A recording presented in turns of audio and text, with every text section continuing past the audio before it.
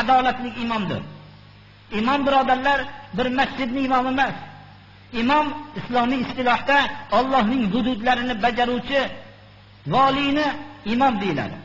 Agar bir o'g'rilik bilan qo'lga tushsa, uni qo'lini qirqishlikka qodir bo'lgan va biror bir fahsh ishlar bilan, zino bilan tushsa, uning islom shariatini ijro qilishlikka qodir bo'lgan kishini imom deyiladi islom istilohida. Adolatlik, ya'ni o'zi adolatlik deganning ma'nosi o'z-o'zidan ma'lumki, musulmon imom islomning ko'rsatmasiga binoangina, havosiga emas, islom ko'rsatmasiga binoangina amal qiladi. Inson adolatni o'zida, qo'lida har qanday ish qilishlikka huquq bo'lgan holatda insonning adolati shunda ma'lum bo'ladi. Ya'ni qo'lida huquq bor. O'zining nafsi havosini ishini ham qilishlikka qodir. Lekin o'zi qodir emas bo'lib, majbur bo'lib adolat qilishligi boshqa, imomning adolat qilishligi boshqa. Masalan, bir odam o'zi zaif, adolat qilmaslikka iloji ham yo'q. Bu odamning adolati boshqa, imomning adolati boshqa. Ya'ni u hamma narsaga qodir, zulm qilishlikka ham qodir bo'lib turib, zulmdan o'zini tiyib adolat qilishligi bu haqiqiy Allohdan qo'rqqanligiga dalolat qiladi.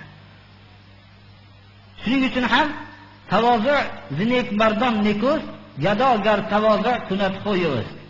Tavozu kichik ko'ngillik katta odamlardan go'zaldir. Ya'ni katta odam kichik ko'ngillik qilsa, buni mutavozi kichik ko'ngil odam deymiz. Gaday agar kichik ko'ngillik qilsa, uni o'zini pelida, kichik ko'ngillik qilmasdan boshqa chorasi ham yo'q uni. Uni ishi shu kichik ko'ngillik bilan yuradi. Odamlarga kamtar bo'lishlik bilan yuradi. Uni gadayni bunday kamtar bo'lib birovlarga egilib yurishligida bu kamtar gaday ekan deyilmaydi.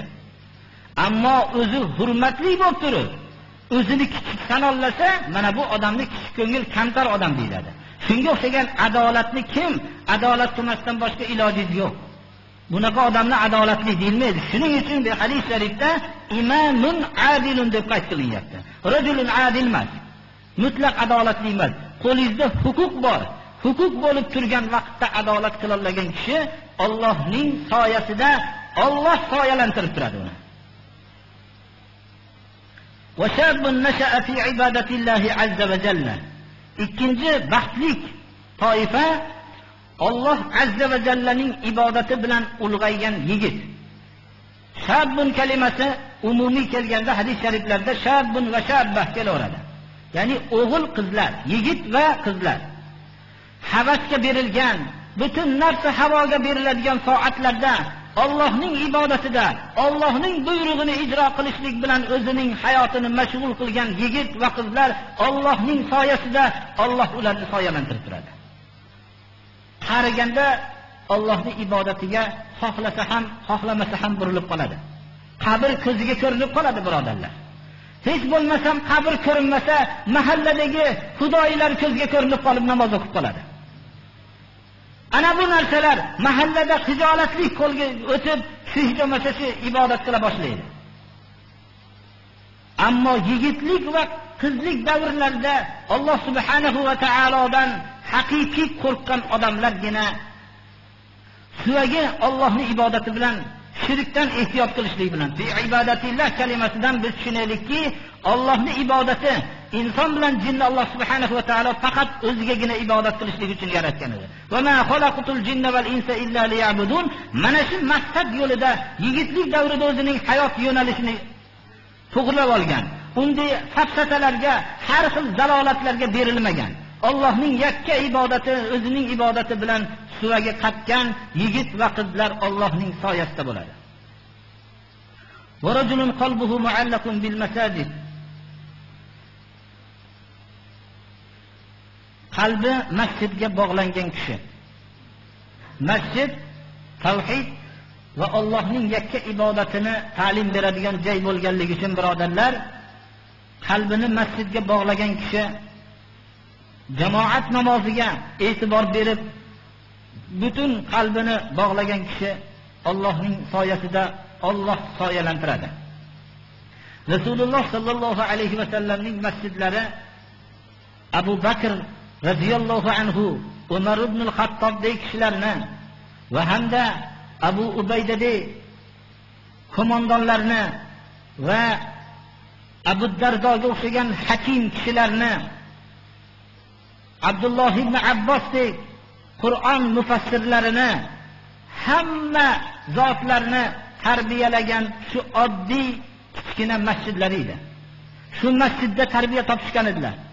Demak, islomda masjid juda katta o'rinni tutadi.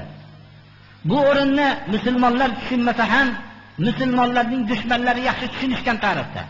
Ular masjidlardagi butun masjidlardagi haqiqiy ta'limni yo'qotishgan. Shu sababli islomni bilmagan avlod vujudga kelganda va masjiddan beziydigan avlod vujudga kelgan. Rasululloh sallallohu alayhi vasallamning hech joylari yo'q edi. U kishining bir kichkina oddiy masjidlari bor edi. Shu masjidda tarbiyalanadilar. Sahobalar, ba'zi uzoqlarda bo'lgan sahobalar Madinaga hijrat qilingandan keyin o'zlarining ixtiyorlari yo'q edi qayerda joylanishligida. Shuning uchun Madinaning chetlariga ham joylanib qolishdilar. Umar ibn al-Xattob ham shunday sahobalardan bo'ldilar. Ansoriy bir birodarlari bilan Rasululloh sallallohu alayhi vasallamning masjidlarida o'zlarining yangi hijrat qilib kelganliklari sababli ba'zi bir dunyoviy kasblari sababli bo'lsa ham payg'ambarimiz sallallohu alayhi vasallamning oldidagi masjiddagi darsni navbatlashib o'rganib turadilar. Umar ibn al-Xattob, mana Imom Buxoriy rivoyat qilganlar, bir kun Umar ibn al-Xattob radhiyallohu anhu boradilar, ikkinchi kunida ansorilardan bo'lgan birodarlari borib, shu kundagi olgan darslarni bir-birlariga o'rgatib turadilar. Shu darajada ehtimom qilishgan edilar. Demak, qalbi masjidga bog'lanib turgan degan kishi bu kishi haqiqiy Allohning soyasida Alloh soyalantiradigan kishilardandir.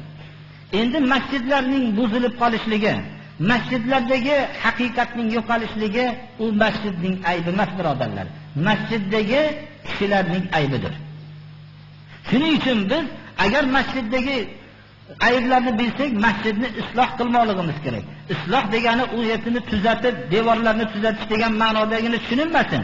Isloh degani bu yerdagi shariatga muvofiq Alloh va Rasulining so'zigina gapirilish kerak. Bu yerda o'zining g'arazlari, birodan bo'lgan o'chni olishlik maydoni emas bu narsa. Shuning uchun qalbi masjidga bog'langan odam Allohning soyasida Alloh soyalantiradigan baxtli kishilarning uchinchisidir. To'rtinchisi, Alloh yo'lida muhabbatlashgan ikki kishi. Shu asosda jamlanishgan, shu asos bilan tarqalishgan. Shu muhabbat asosida uchrashgan, shu muhabbat asosida tarqalishgan. Mana bu ikkita kishi ham baxtli 7 toifaning to'rtinchisidir. Bu narsa hammaga ham muyassar bo'lmaydi, birodarlar. Hamma Alloh uchun yaxshi ko'raman deb harakat qiladi-yu, lekin hammaga muyassar bo'ladigan ne'mat emas. Abu Hurayra radhiyallohu anhu ga bir kishi Alloh uchun sizni yaxshi ko'raman dedilar. Umurmat taqul dedilar. Nima deyotganingni bir tekshirib o'ylab ko'r dedilar. Alloh uchun sizni yaxshi ko'raman dedilar. Bo'lmasam shu soatdan boshlab o'zingni mulkingga mendan ko'ra haqli emassan dedilar. Shunda u kishi aytdilarki, bo'lmasam men hali bunga tayyor emas ekanman dedilar. Men tayyor emasman dedilar. 5-chi toifa ورجل دعته امرأة ذات حسن وجمال فقال إني أخاف الله. Ayol kishi husnlik va mansablik bo'lgan ayol uni buzuq ishga taklif qildi. Odatda bu buzuq ish ayolning hayosi baland edi. Ayol kishi bo'lib turib buzuq ishga kishini taklif qildi. Shunda kishi Allohdan qo'rqaman dedi. Boshqa sababi yo'q edi bu gunohdan qaytishligidan. Faqat Allohdan qo'rqishligida. Biror bir jinoyatchi bo'lib qolishlikdan qo'rqishmas edi. Biror bir qonundan qo'rqmas edi. Faqat Allohdan qo'rqaman dedi.